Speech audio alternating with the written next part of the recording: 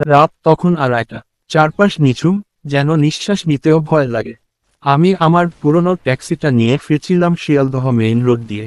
কুয়াশার চাদরের রাস্তাটা কেমন যেন ঝাপসা হয়ে আছে। ল্যাম্পপোস্টের আলোগুলো মিটমিট করে জ্বলছে, যেন কোনো সংকেত দিচ্ছে। হঠাৎ ইমার্জেন্সি ব্রেক কষতে হলো। রাস্তার ঠিক মাঝখানে একটা মেয়ে দাঁড়িয়ে, পরনে সাদা শাড়ি, লম্বা চুল, মুখ ঢাকা। আমি ভাবলাম, এই মাঝরাতে একা মেয়ে এখানে কি করছে? কোনো বিপদে পড়েনি তো? গাড়ি থামাতেই মেয়েটি পেছনের সিটে উঠে বসল। কোনো কথা নেই, শুধু নিচু স্বরে বলল, সামনে চলুন। আমি ভাবলাম, হয়তো কোনো বিপদে পড়েছে, তাই আর কথা বাড়ালাম না। গাড়ি চলতে শুরু করলো, কিন্তু কিছুক্ষণ পর আমার শরীরের লোমগুলো খাড়া হয়ে গেল। গাড়ির এসি বন্ধ, অথচ ভেতরে হাড় কাঁপানো ঠান্ডা।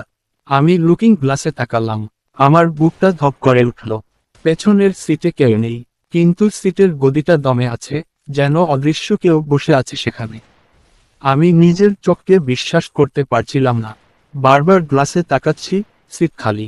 কিন্তু যখনই ঘাড় ঘুরিয়ে সরাসরি পেছনে তাকালাম, সে ওখানেই বসে আছে, স্থির, মাথা নিচু করে।